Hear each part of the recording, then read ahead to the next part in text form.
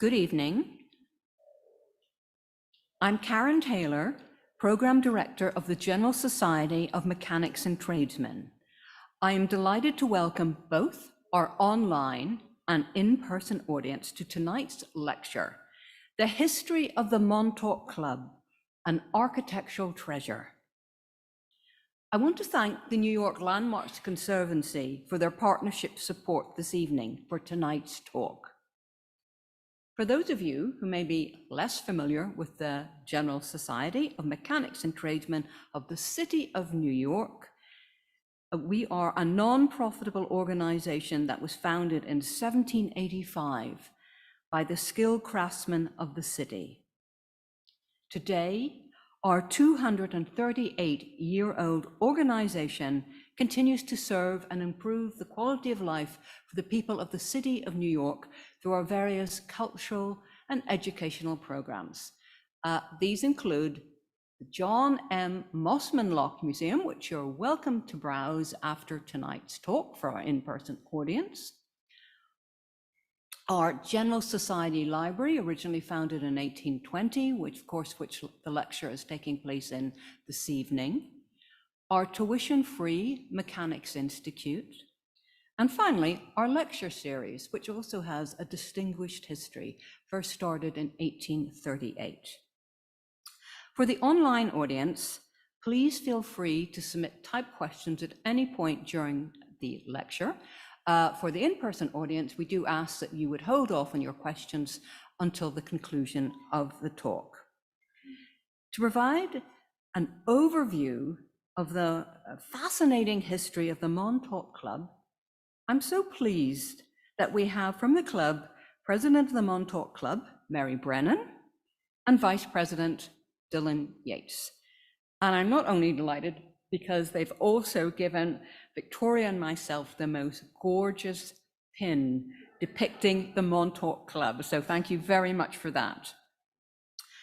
Mary Brennan holds a BA in Urban Affairs from Fordham University, the first urban affairs major for the university. She also earned a Master of Urban Planning from Hunter College, of course, which is part of CUNY, and she spent her entire career in affordable housing, primarily in financing the construction and rehabilitation of affordable housing. Now, as Mary will discuss, none of this actually prepared her for managing a social club with a bar and dining service and functioning as an event planner. But, which she suggests may support the value of a liberal arts education.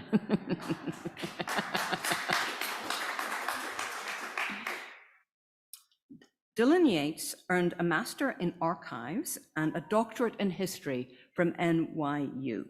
He is Scholar in Residence at the Old Stone House in Brooklyn and coordinates the Reimagine Lefferts initiative at the Prospect Park Alliance. Dylan has two very important great-grandfathers. One was actually a student at the Mechanics Institute in 1915, and then the other great-grandfather joined the Montauk Club in 1922. Current club president Mary Brennan and former club president Dino Veronese persuaded Dylan into joining the board of directors in May 2019, just in time for the pandemic. It is my huge pleasure to introduce to you Mary and Dylan. A very warm welcome.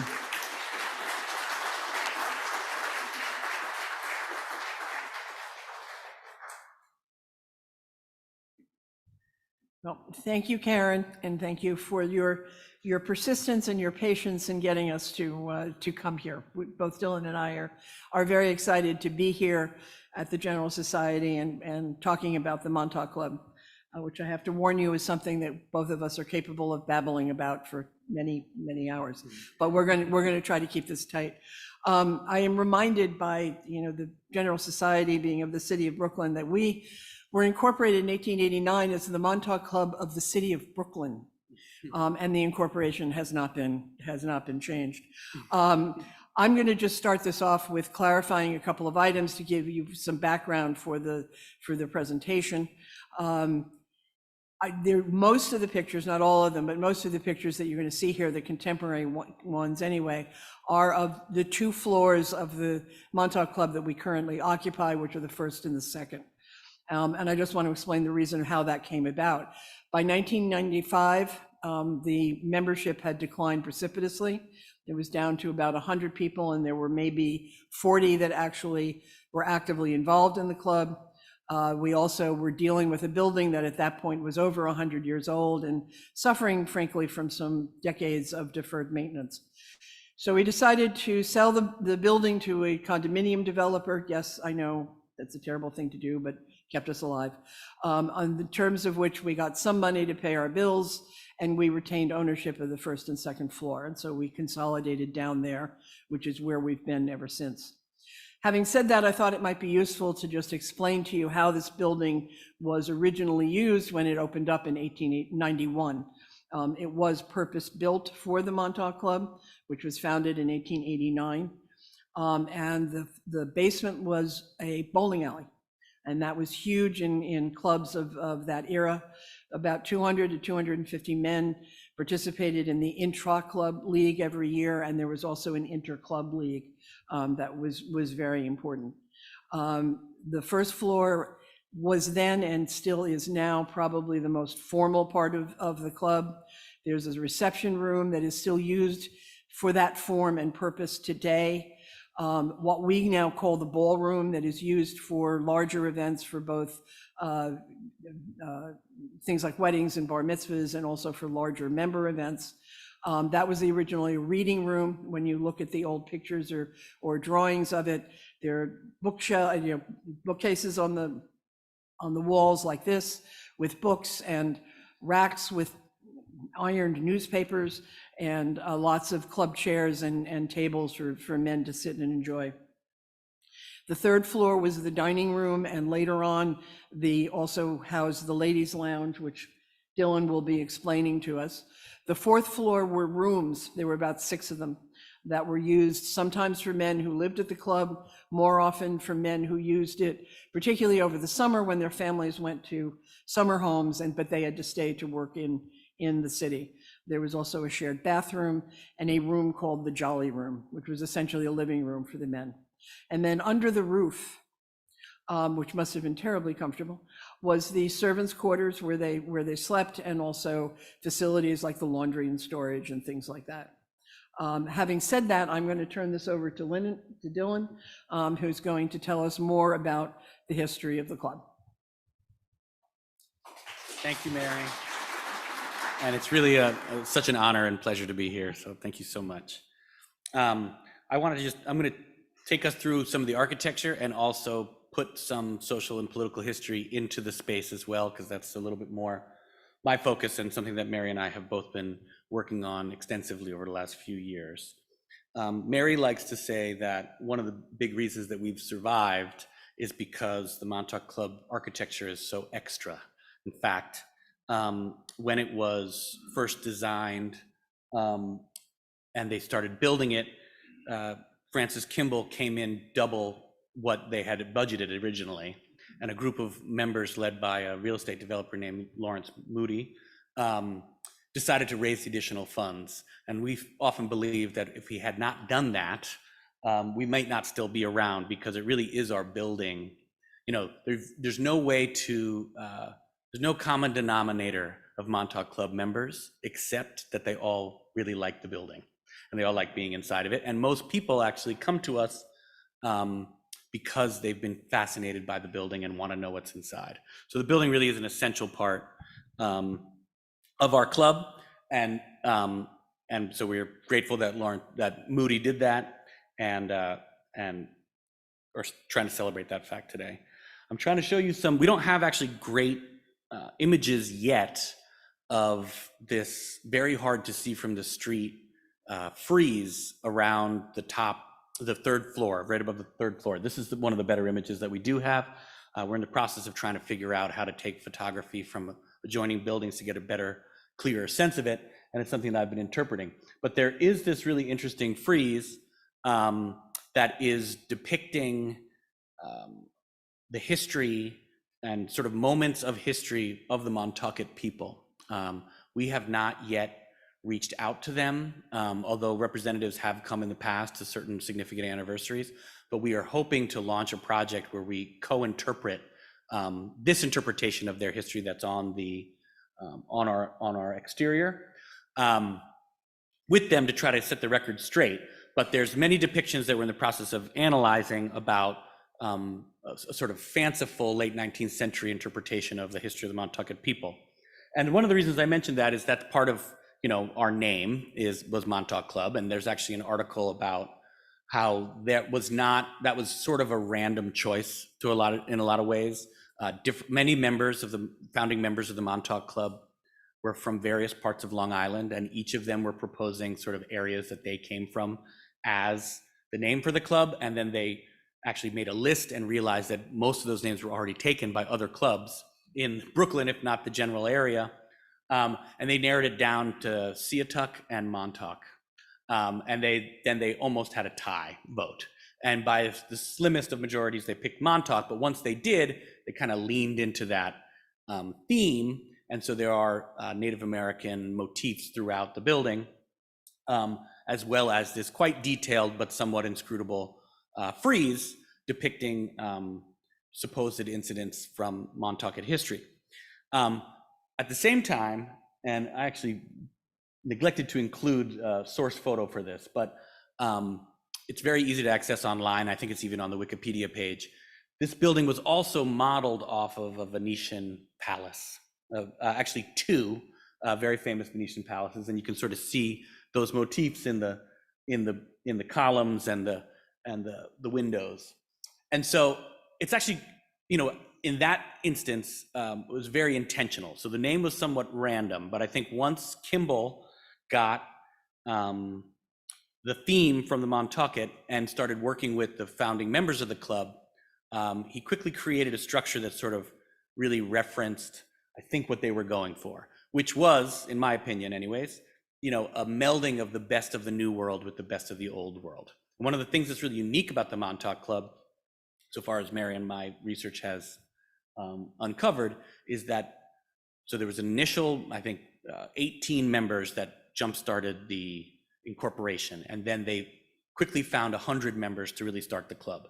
Those first 100 members included Democrats and Republicans, Protestants, Catholics, and Jews, which was very rare at that time. So some of our founding members were represented a very diverse, within a certain bounds, within the white social club scene. It was a pretty diverse group.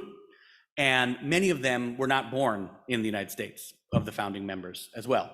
So I think that the eclectic nature of the architecture, mixing this, you know, actually, I'm trying to remember the exact words, but Pete Hamill had a great phrase about the audacity of the design of this building. And Pete Hamill grew up maybe 15 blocks from the Montauk Club and said that he used to bike past it as a child all the time. And he was actually a member in the 70s as well.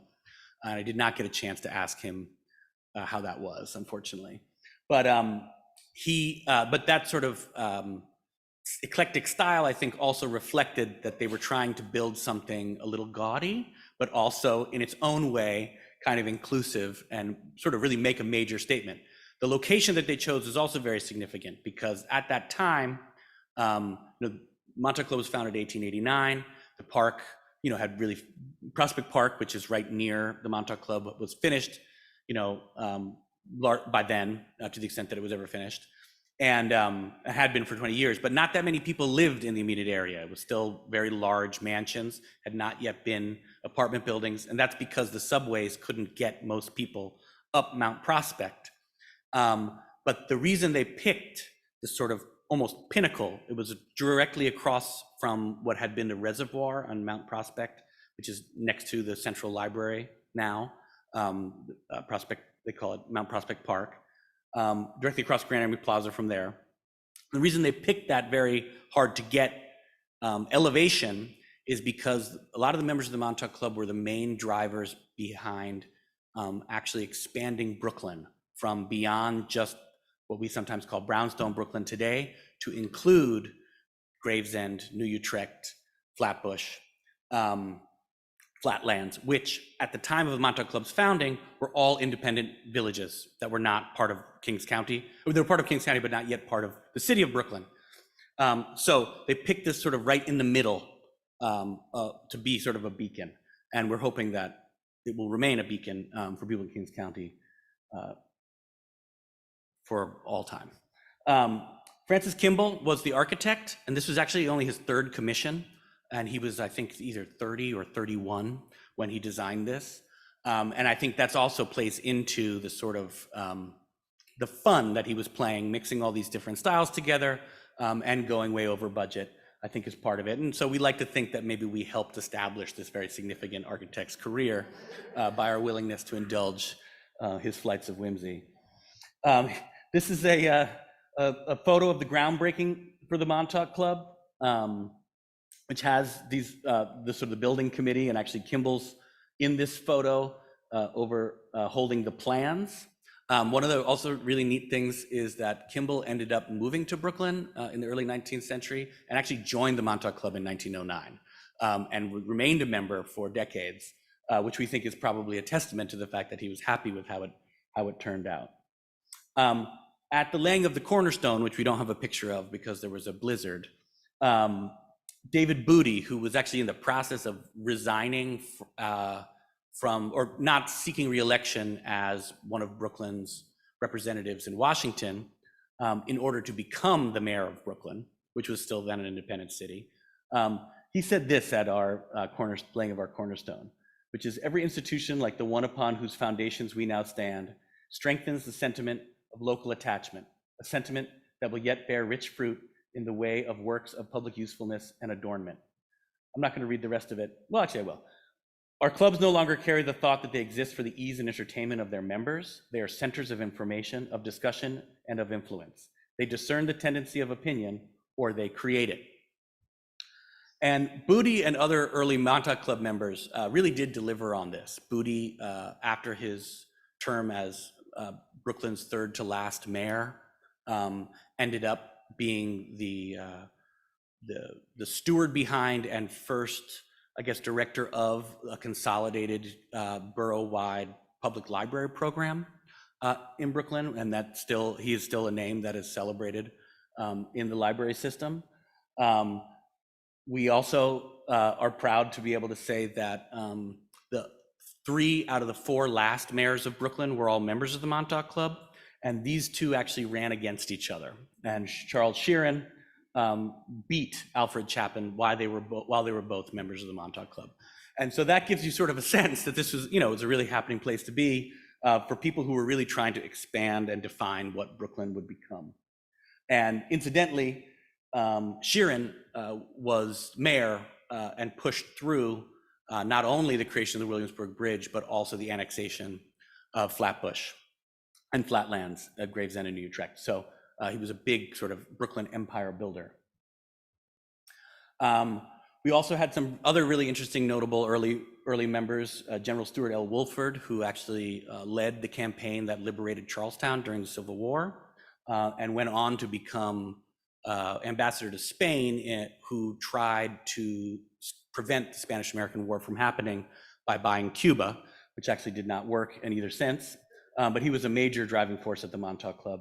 And Frank Squire, who was an artist and also Parks Commissioner, one of the last Parks Commissioners for the city of Brooklyn, who redesigned and created what we now call Grand Army Plaza, and was a major driving force behind the founding of the Brooklyn Museum. So now we're just gonna enter the club, give you a little bit of sense. These are our front doors. This is our lobby. You can see that there's like all these different architectural styles mixing together as one. It feels very coherent, and this is not my expertise, but people who do know, architectural styles, there's Italian, there's Moorish, there's all these different styles. This is what we call the Fontana Room in honor of Louis Fontana, who helped restore it in the 1980s. This is the reception room that we still keep as sort of a period room right when you come in. Our third president is in the gilded frame to your right, who was also president of Greenwood Cemetery at the same time, who've been trying to sort of build those connections back with Greenwood. This is in the Fontana room is a replica we don't know what the original chandelier was, but we'd like this one because the designer in the 80s actually picked a replica of a chandelier that was on the Titanic to put in our reception room, and so we feel like that's kind of in keeping with the vibe of the club at the moment right now, which is that we are a grand old ship, but in very perilous times. As Mary mentioned, this is our dining room, or we call our ballroom now, and you see the stained glass windows, it's absolutely gorgeous, and all the mahogany. And in 1895, that was our library. And so we have sort of shifted focus. This is the same angle. And this is where this is just a, typical Friday night at the Montauk Club these days. I'm very happy to see Dee Bowers here, who's an archivist at the Center for Brooklyn History, and I had the great honor and pleasure of doing a blog post with, because Mary actually stewarded the donating of the archival collection that we still had many years ago after fires and floods and thefts, and for decades. Mary assembled what little we still had and gave it to the Brooklyn Public Library, which is now collaborating on the creation of the Center for Brooklyn History. And Dee and I wrote this blog post together, sort of reinterpreting what are mostly menus, but to see all these really interesting stories behind them. And one really great one is about T. McCann Stewart, who's actually the second African-American on the Brooklyn Board of Education, who was the only member of the Board of Education not invited to a retirement dinner of another board member at the Montauk Club, and the next morning resigned, and it was David Booty's administration that he resigned from. And then quickly Booty scrambled to try to figure out what had happened, and rumor had it that he offered Stewart, who was a major crusading legal reformer as well as educational reformer, and a resident of Weeksville, that Booty agreed to create an integrated school in Brooklyn, which is one of the earliest in the nation, as part of his efforts to convince Stewart to come back. And the next time the Board of Ed had a dinner at the Montauk Club, Stewart was there, and we have the menu. And this menu, which seemed pretty random until we did the math, actually ended up being a really wonderful artifact that we're so glad survives. Similarly, a lot of really amazing histories happen in the Montauk Club, but one is William Gaynor, who ended up becoming third mayor of the consolidated New York City. Actually was one of the founding members of the Montauk Club, lived across the street, served on the Supreme Court, but he was the main brains behind the Brooklyn side of the consolidation movement between Brooklyn and Manhattan, arguing that Brooklyn needed to expand its tax base, needed to be able to borrow more money than it was allowed to under the law in order to finance subways and a better water supply, and founded the Consolidation League of Brooklyn, which is who convinced the voters of Brooklyn to accept consolidation between New York and Brooklyn in 1898. Founded that organization in the Montauk Club, and they met at the Montauk Club, and so we're very proud of that history as well. And similarly, Agnes Hull Prendergast, whose husband was a politician and a member at the Montauk Club, was the district leader for the Women's Suffrage Party in Park Slope, and hosted a series of meetings to get volunteers to turn out the vote for women's suffrage in New York in 1915. And for those of you who don't know, it was basically New York City was so pro women's suffrage that it forced the state, tipped the scales of the state. So you can thank the largest borough of New York for women's suffrage in 1915, 4 years before it happened nationally. And a lot of that, and at least in District 10 at the time, happen with at the Montauk Club. And then in 1942, the ladies' division of the Montauk Club turned the first floor, that ballroom, into space for creating packages of medical supplies to send to the front. And supposedly, according to the papers, the Montauk Club Red Cross unit created more bandage bundles than any other unit in the nation in that ballroom space. And so we're very proud of that history as well. So now we're going to walk upstairs. This is this is a plaque actually commemorating Montauk Club members who served in World War II, which includes my grandfather as well. And it particularly calls out Gardner Conroy, who died in action in the Pacific, who was a leading member of the Montauk Club at that time. And we go up to the landing, and the space that we have, that is the primary space we use for member events these days. And we're going when you enter that space, there's a series of small rooms. One's our boardroom, one we call the card room, one we call the office. They were all card rooms originally. Cards was a really big part of the early Montauk Club life. This is our boardroom.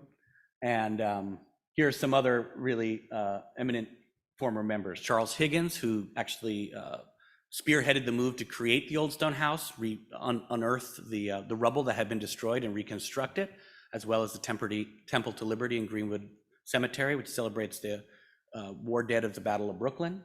Edward Blum, who ran A&S Department Store and was actually a real driving force behind expanding the Brooklyn Museum nearby. And Rabbi Alexander Lyons, who founded Congregation Beth Elohim, which is still active on 8th Avenue, just a few blocks from the Montauk Club, who was a major leader, religious leader in early 20th century Brooklyn and New York. Charles Feltman's sons were members of the Montauk Club, and Feltman came as their guest, and we celebrate that annually at a Coney Island night dinner. Oh, sorry. Charles Feltman invented the hot dog, by which means he actually invented the hot dog bun, which is the defining feature of the hot dog, at a bakery on 12th Street and 6th Avenue in Park Slope. So Park Slope is the birthplace of the hot dog. The hot dog was made popular by Feltman selling them on Coney Island after having invented them in Park Slope, and became a major purveyor of hot dogs. And that idea was then stolen by one of his employees who founded Nathan's. And so we're proud. And Feltman's has been relaunched as a brand, which is the only brand that the Montauk Club serves. Babe Ruth was honored at the Montauk Club in the summer of 1939, and the story is he had so much fun he asked if he could be honored again the next year, which he was. William O'Dwyer, maybe New York's most corrupt mayor, but it's hard to say, was a proud member of the Montauk Club, as was Hugh Carey, who held campaign events with not John F. Kennedy, but many other Kennedys, Rose and Jackie, at the Montauk Club in 1960. So I don't know if we could say that the Montauk Club helped elect Kennedy, but maybe. This is a photo of what had been our dining room, which is on the 3rd floor, which we no longer own. And this is a photo we recently came across of Ed Koch up there in 1983. Dinkins held a re-election event at the Montauk Club. We have this quite proudly up on our walls. And actually, I haven't been able to trace down a photo yet, but Shirley Chisholm had her retirement party at the Montauk Club when she left Congress. And I will be going through her collection at Brooklyn College as soon as I can find the time. Another fun member is James Donovan, who was the subject of Steven Spielberg's Bridge of Spies movie, based on his memoir, Strangers on a Bridge. Donovan worked for the Kennedy administration to free, to do a prisoner exchange, as well as to get many Bay of Pigs prisoners and political prisoners freed by Castro in exchange for a donation of medical supplies from Pfizer.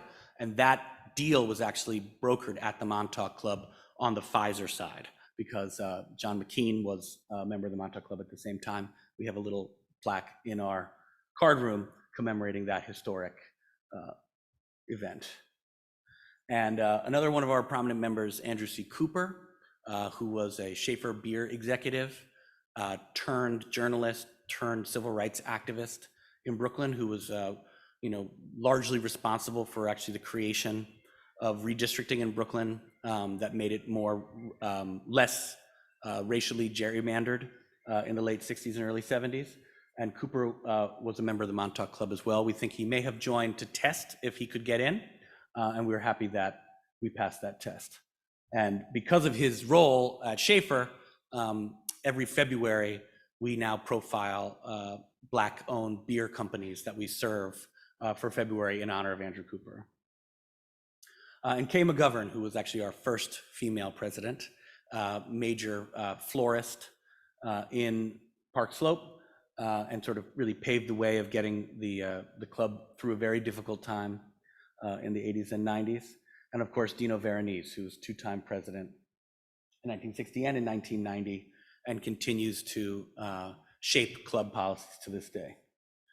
So now we're entering into the main space where the members hang out, pool table,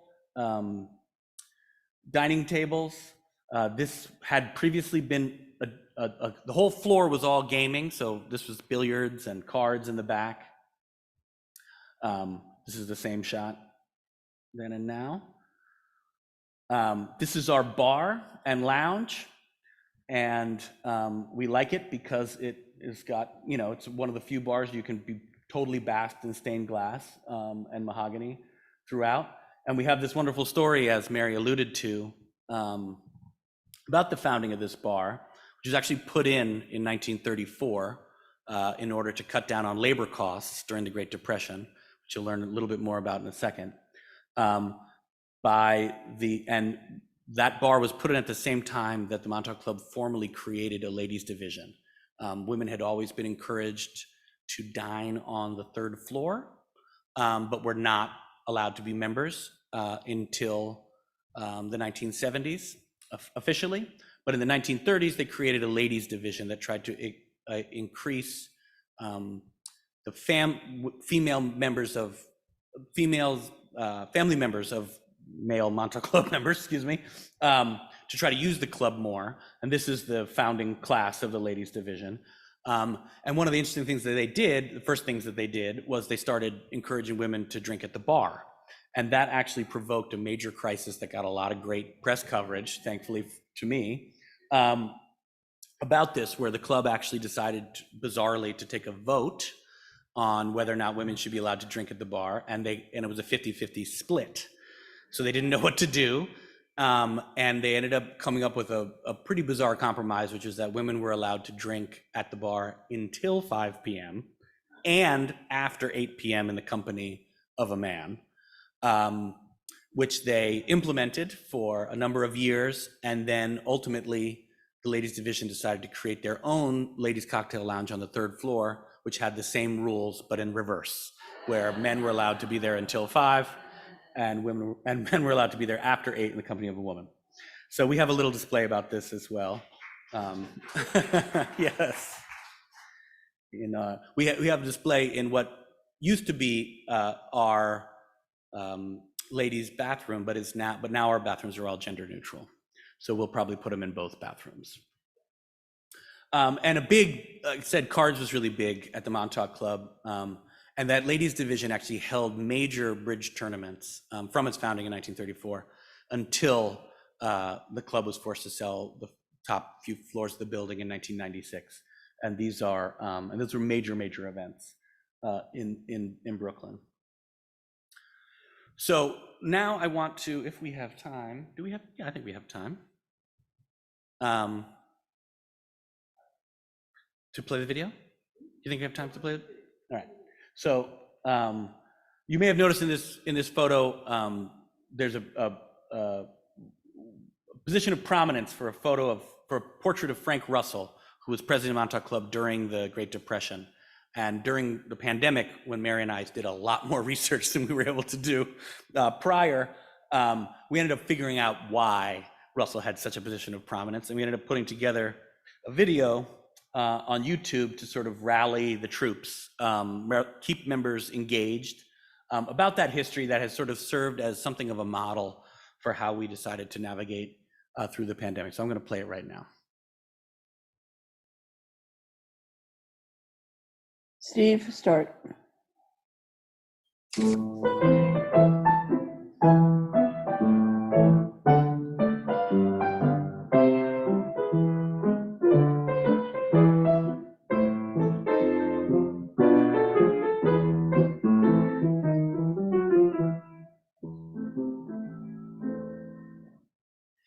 When Frank C. Russell assumed the presidency of the Montauk Club in October 1931, the Great Depression was bad and getting worse. Russell was 50, but had only joined the club a few years before when he moved into 276 Berkeley Place at Plaza Street, around the corner from longtime member Ed Blum, who ran Abraham and Straus department store. However, as a lifelong park sloper, pillar of St. Augustine's Church, former president of the Cathedral Club, and avid bridge player, Russell was well known and well liked. He was also well caffeinated, since he ran a major coffee roasting firm on Front Street in Manhattan. These qualities would serve Russell well as he stewarded the Montauk Club through one of its most difficult periods. The Depression devastated the Montauk Club's membership rolls. At the start of Russell's term in 1931, the Montauk Club had 200 resident members, half that of 5 years prior. Many lost everything in the crash of 1929, and new members were reticent to join at a time when 1/3 of New Yorkers were unemployed. This decline in membership wrought havoc on the club's finances. In the fiscal year ending in March 1934, the club lost $13,289.10, which would be just over $250,000 in 2020. The restaurant alone lost $5,370, more than $100,000 today. To offset the club's deficit, Russell and the board instituted a $5 monthly assessment on each member, which would be equivalent to over $100 today. Russell also revived the tradition of the annual neighborhood dinners, halted after the 1929 crash. The March 1934 dinner, co-hosted by Montauk Club clergyman Monsignor David J. Hickey of St. Francis Xavier Church and Rabbi Alexander Lyons of Congregation Beth Elohim, honored fellow Montauk Club member Peter P. Smith, recently elected to the state Supreme Court.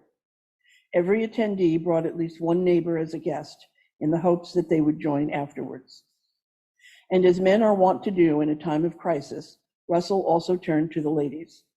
His wife Elizabeth and daughter Betty organized the ladies' division in February 1934 to promote activities among the families of the members and afford the same facilities to the women as are enjoyed by the men.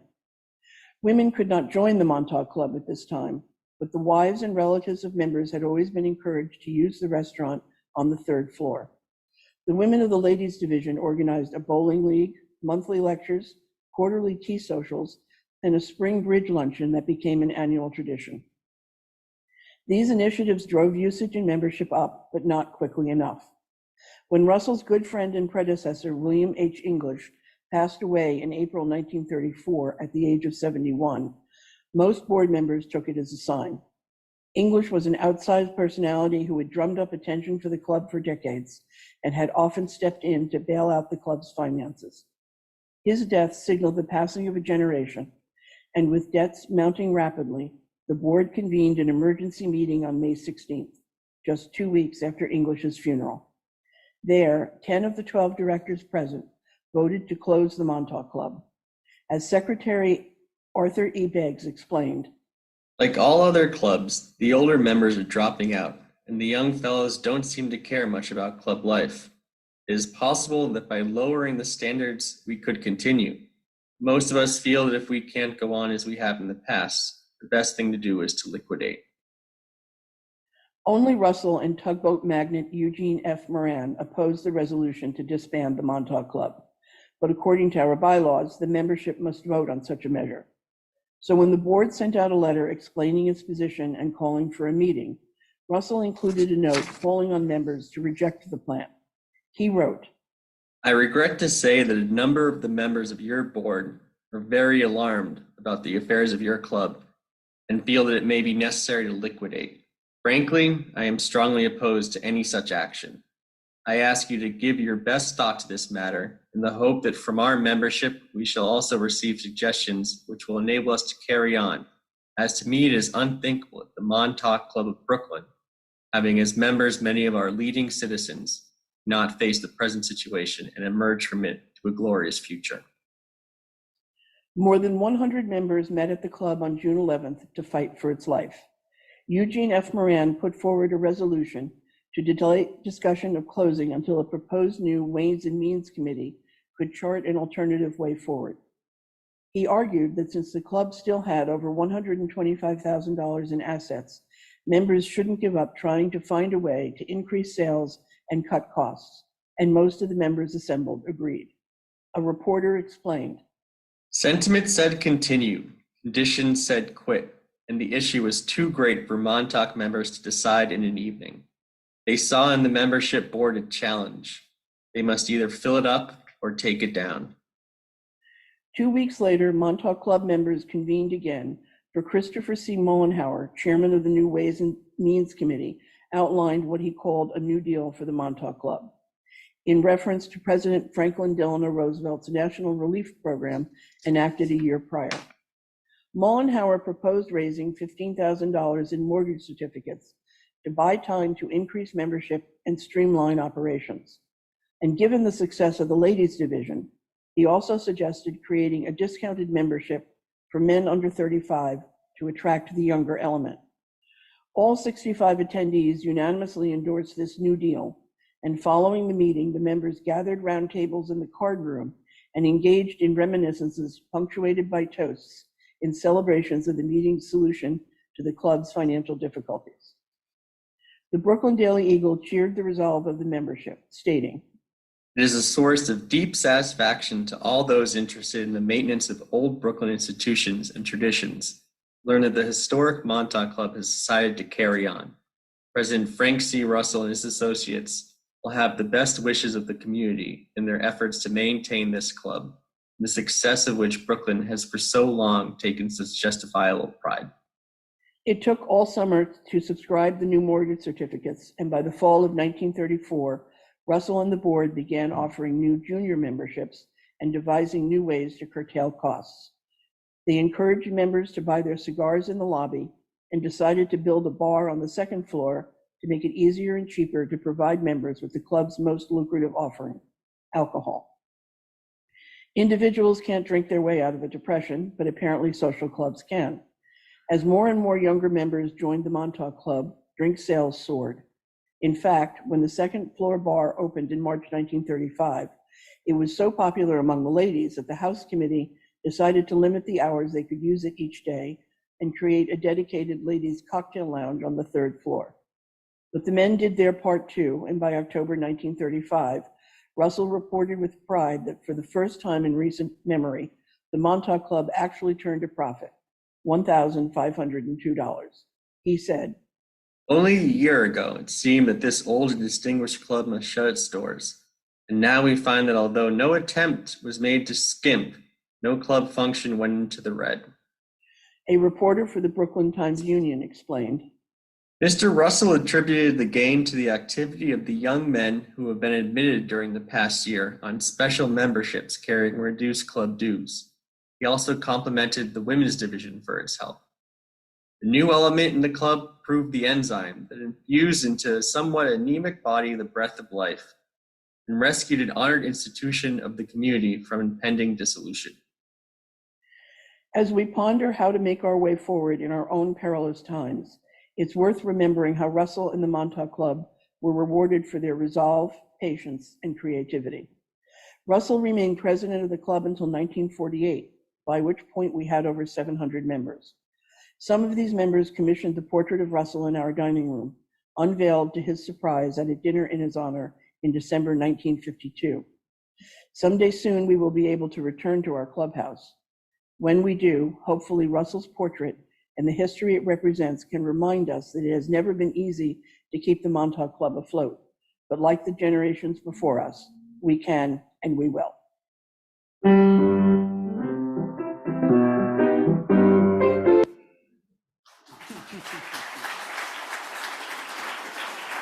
And now I'll welcome back Mary Brennan.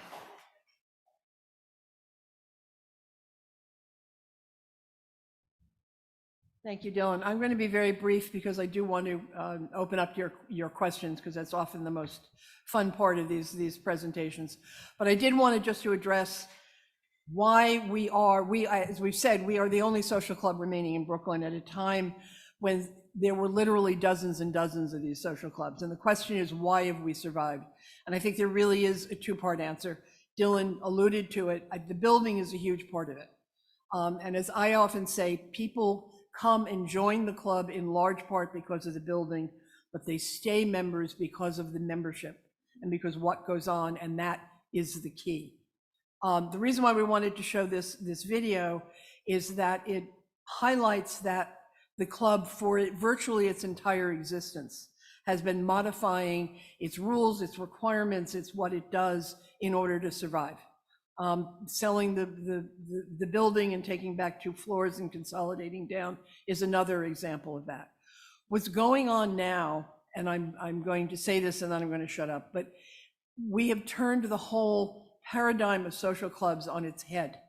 I've recently had to go through and doing some research looking at some of the older and newer social clubs in New York City, and every single one of them has membership requirements that requires sponsorships and requires interviews and requires some kind of screening so that this fits our profile. We're not looking, our profile is anything goes. Our profile is everybody's welcome. And I think that has what has happened. Our membership has literally doubled since the pandemic.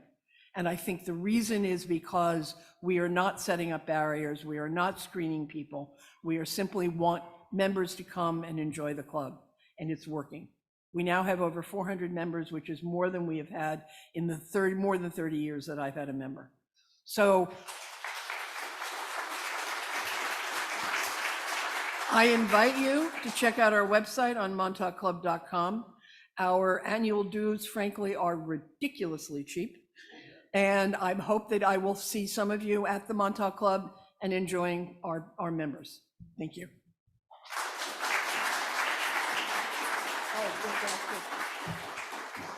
Right, okay. Questions? Victoria? Right. First of all, I'm going to thank you more at the conclusion, but I just want to thank you both so much, because I feel like not only did you take us through the fascinating history of the Montauk Club, but it was also of Brooklyn and New York City. Well, the club is part of Brooklyn and New York City, and it's part of its history. Yeah. I mean, one of the things I love to do is go through the litany of people who made product. Harm & Hammer Baking Soda, member of the club. Drake's Bakeries, member of the club. You know, I could go on, but I won't. Well, I think you've already proven that there were many vital members of the Montauk Club, but I will take questions now. And I have a number of online questions already. Okay. With respect to the mission of the organization, how would you describe that? And it's wonderful that you've boosted your membership. What do you do to retain your membership in terms of activities or programs, I should say? Okay, our programming is pretty diverse. Well, first of all, we're very member driven in the sense that if a member says, I would like to do this, it's like, go with it, baby, it's all yours. I mean, we have a weekly Dungeons and Dragons, sorry, I don't play the game, that meets weekly. That's because somebody said, I want to do Dungeons and Dragons. It was like, fine, do Dungeons and Dragons. We have a billiards group that meets once a week. We have a book club that meets once a month. You know, anybody who wants to do anything, they can try it out, they can, you know, we're happy to do it. We also have an entertainment committee that has some seasonal kinds of things, like we do a Coney Island night in the summer, and we do a Victorian dinner before Christmas, and you know, things like that. And as well as there's traditional events, and then there's seasonal events. We just had a Kentucky Derby party. 4 people reserved, 80 people showed up.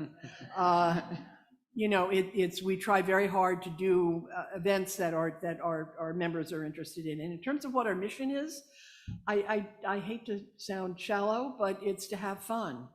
You know, people have said to me, what do you do? We eat, we drink, we talk to each other. We're a social club. That's what we do. And I'll just add, I think, you know, certainly during the pandemic, but also as the, you know, as the implications of the pandemic are sort of transforming Brooklyn venues, we have a lot of members that want a place to like practice their music basically, or have, oh, my friend plays piano, could they come in and play? And so we have a lot of that now, which is a really wonderful addition. Yeah, I mean, Saturday evening, we had a performance from a series of students with something called the Opportunity Music Project. Some of their staff of our members. They provide free and low-cost lessons to school children. It was wonderful. It was a great evening.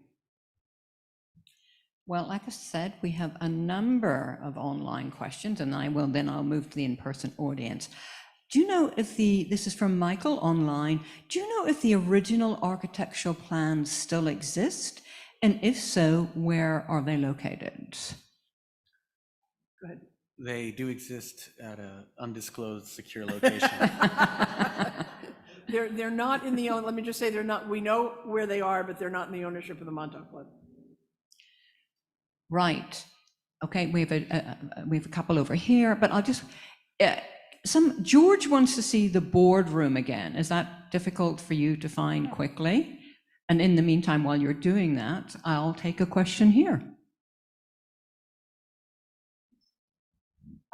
Just out of curiosity, I know in fact between Brooklyn, Park Slope area, I know that very well because I used to live in that area.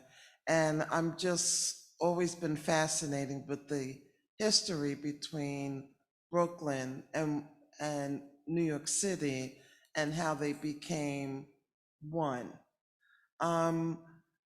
You guys speak about the Montauk Club in Brooklyn. Where is there another building of the Montauk Club in Brooklyn, or is there anything in Brooklyn right now that's associated with the Montauk Club, or it's just the members from Brooklyn came here to New York City to attend the club? I'm just trying to get no, the club is in Brooklyn.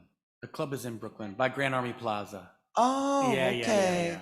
All right, thank you. Now Yeah. I don't know what was But going I through was my saying head. earlier that a lot of the early Montauk Club members were some of the leaders of consolidating, arguing that Brooklyn should join with Manhattan to create Greater New York City, which happened in Yes. 1898. And that was after the Brooklyn Bridge was Yeah. made, right? That's when everything came together and they had access. Yep. Is that correct? Yep. Okay. Thank you. This is really a comment from Richard online. As a neighbor of the building and an architect, I've always been fascinated by the building since childhood. When we were planning our wedding, my engineer husband went searching for a wedding venue. I immediately wanted to be married in this building, and luckily we were. So that, and we have a question here. Oh, I was just curious as to how many of your members live in Brooklyn. 85%, maybe 90%. Most of them not only live in Brooklyn, but live within, if not walking distance, a very close distance. We do actually have a fair number of non-resident members, some of whom are former local members who moved out and wanted to continue to support the club. We are truthfully increasingly getting a number of non-resident members who seem to be driven by access to our number of reciprocal clubs, because we have a fair number of reciprocal clubs across the country and frankly in Europe and Asia as well. This is a question from Doug online. My wife's grandfather worked as an assistant cook and lived in the Montauk Club around 1910. Do you have any papers or photos about any such employees? And if not, can you think of any other place that I could research this? We have no records. The only other thing I can think of is the census records. I've looked at them in the past, and they do list the names of people, including servants, who resided at the Montauk Club. That's the only thing I can think of. Thank you so much. Gwen here, former Brooklynite, Yonkers-ite now. I had a question about reciprocal clubs. Back in the day when it was first formed, what were the reciprocal clubs of this club? Were they all in Brooklyn, or did they have far-reaching clubs that they were reciprocal? Was that a thing?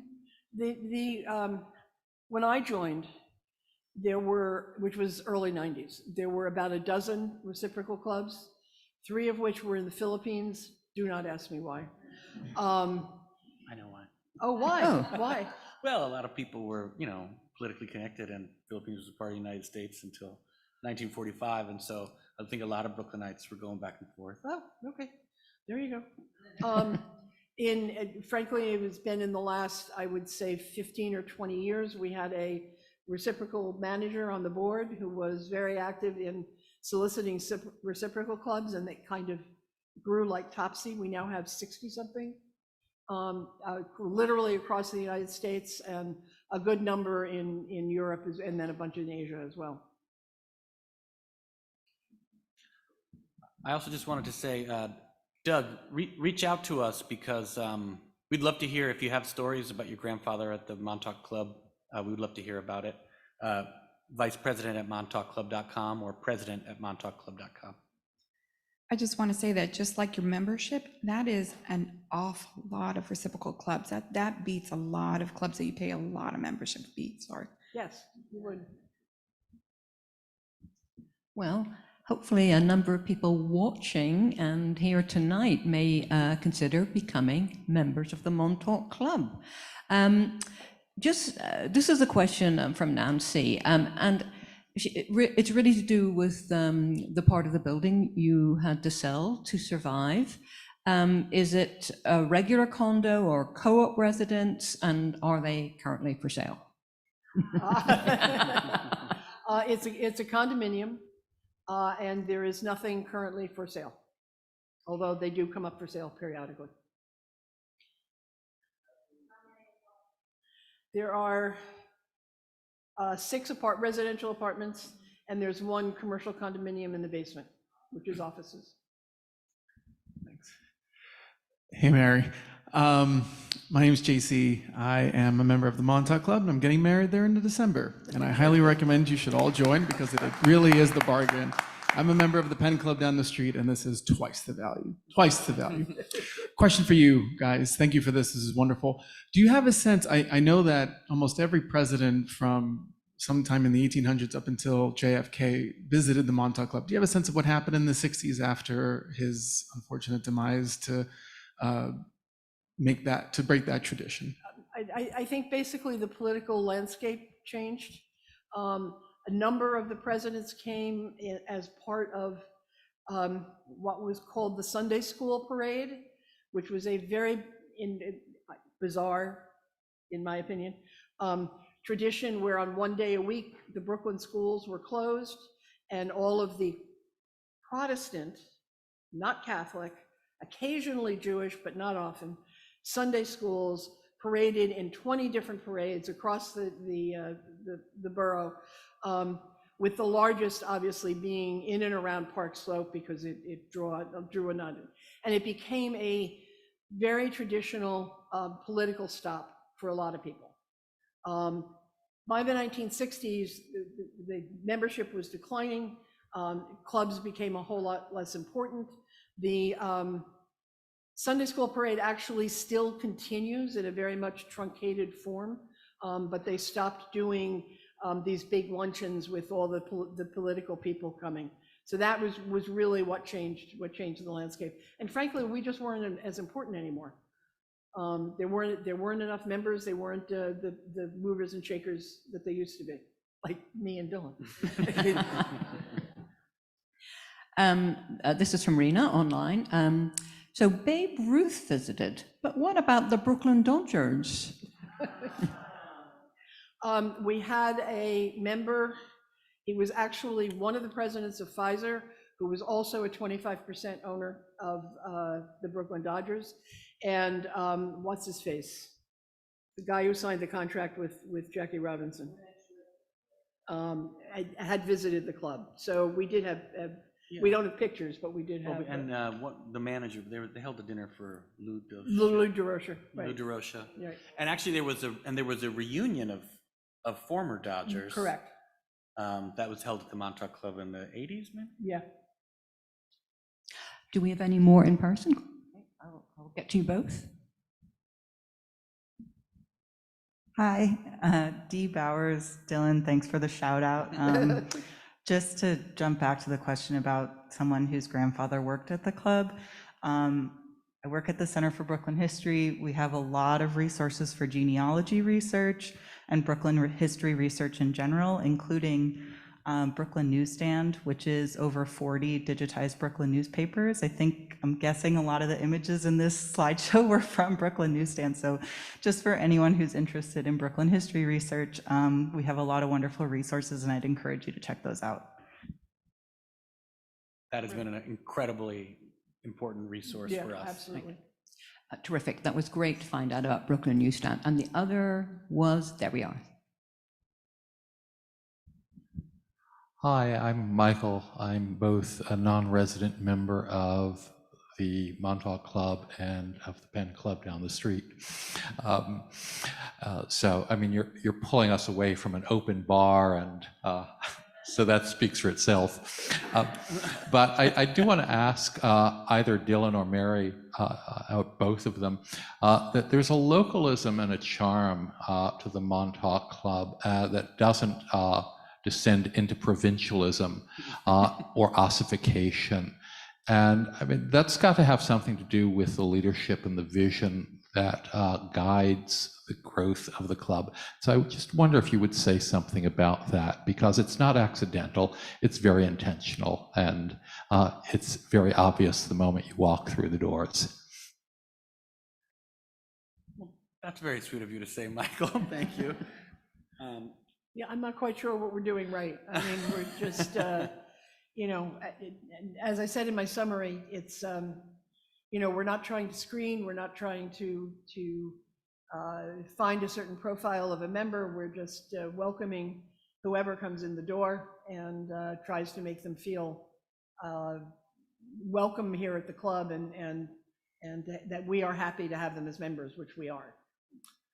Yeah, and I think I would also just add, you know, Mary and I both love the club very much, and you don't join the Montauk Club if you're not at some level interested in Brooklyn and Brooklyn history, because it's right smack in the middle of Brooklyn. You kind of feel, we've been done a lot to explain the history, but even before we explained it, you could kind of feel it walking in.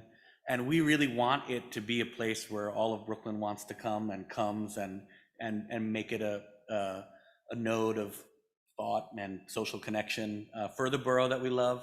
And so we really, I think, are entering in with that spirit of history, but also that we think there's a role for it in the future as well. Right, we'll just take two more questions. We're going to have one in person and one online. Oh, and I do want to remind the audience, of course, we are presumably looking at the photograph of the boardroom, correct? Yeah. Yes.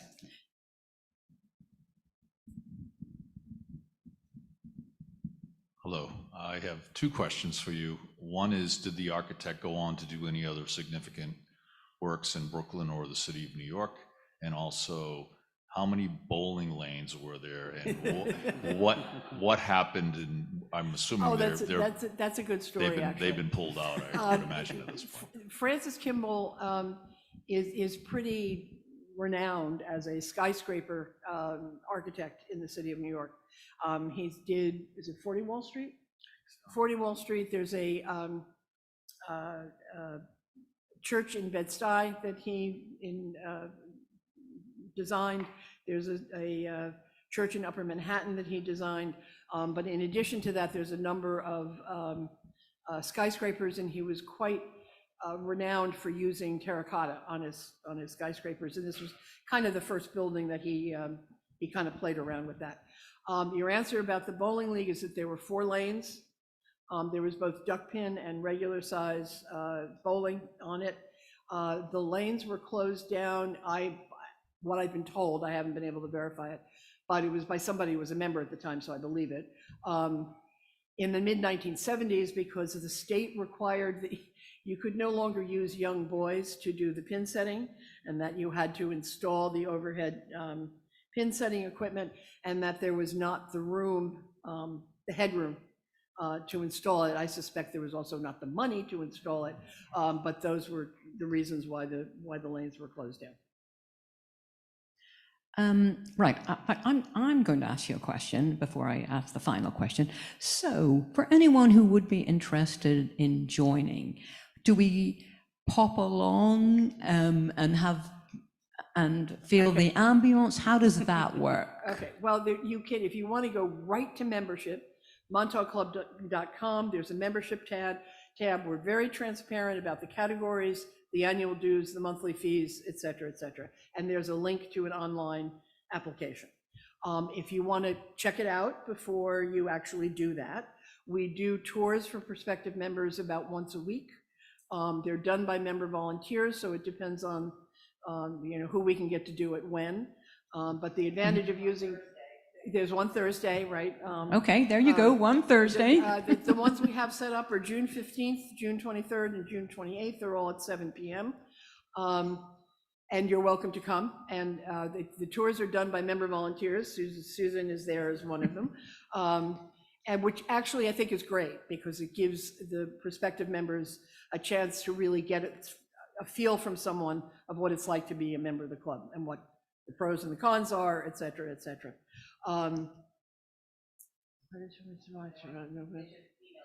Oh, that's right. Email me, president@montaukclub.com. I set up all of the tours. Fantastic. Okay, well, hopefully you'll be getting a number of queries and maybe see you there. Well, maybe not this June 15th, but maybe at a later point. Okay, our last question. What date was the cornerstone laid? This is from Richard. Was it December 10th? I think so. I'm going to say December 10th, 1889. Right, because it seemed like he did pick up blizzard conditions in the photograph.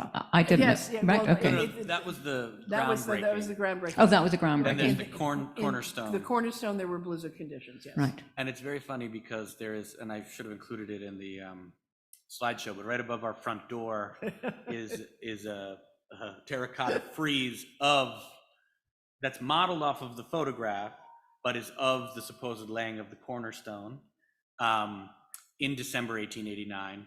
And it's notable because people hated it, according to the Brooklyn papers, because everyone looks very cartoony. But it has an interesting thing because there are women at the ceremony, but the date is wrong. It says the cornerstone is 1890, but it was actually 1889. Well, we don't really know what 1890 was supposed to be. I mean, it was not the founding of the club, which was 1889. It was not the groundbreaking, which was 1889. It was not the cornerstone, which was 1889. It's not when the building was completed. It was 1891. And since nobody liked it, nobody took responsibility for saying, yeah, I'm the one who designed the frieze. So. Dylan and Mary, I think your love for the club was, your abundant love was, it was so clear, and your enthusiasm. And I want to thank you for both so wonderfully encapsulating such, an intriguing history from the good and the bad times. But here's really to many more good times, and we so appreciate that you came here this evening to Manhattan to share with us this wonderful history, and as it's already been touched upon, really the history of Brooklyn. So thank you so much. Thank you. Thank you.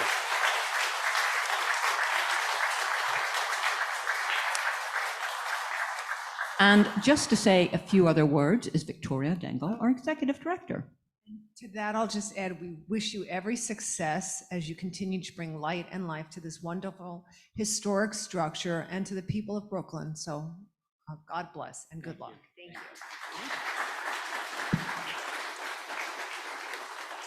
And finally, a little memento of this evening. It isn't a beautiful brooch of the building, but hopefully you'll have something that you can remember coming to the General Society. So to everyone who attended our lecture tonight, both online and in person, thank you so much. This is close to the end of the lecture series for this, for the spring, but there may be one more lecture coming up in July, so I hope you'll join us for that. But in the meantime, thank you for your support throughout the year. I also want to particularly single out Angelo Vigorito and Meg Oliver for all their behind the scenes work. And we also have a bunch of wonderful volunteers. Neither Mary or Nancy happen to be here tonight, but many of you have come regularly to lectures, will have met them, and we're so grateful for their help. But I do want to acknowledge our volunteers tonight. Yes, of course. And just to say, we really love both our at-home and in-person audience, and some of you are so faithful. You even come on your birthday, Tom Ryan, so that was special. And that we hope that you'll be back, but we're not signing off. The brief pause we'll take, we're just creating other wonderful programming that we're excited to produce for you. So that's all for the moment, and thank you.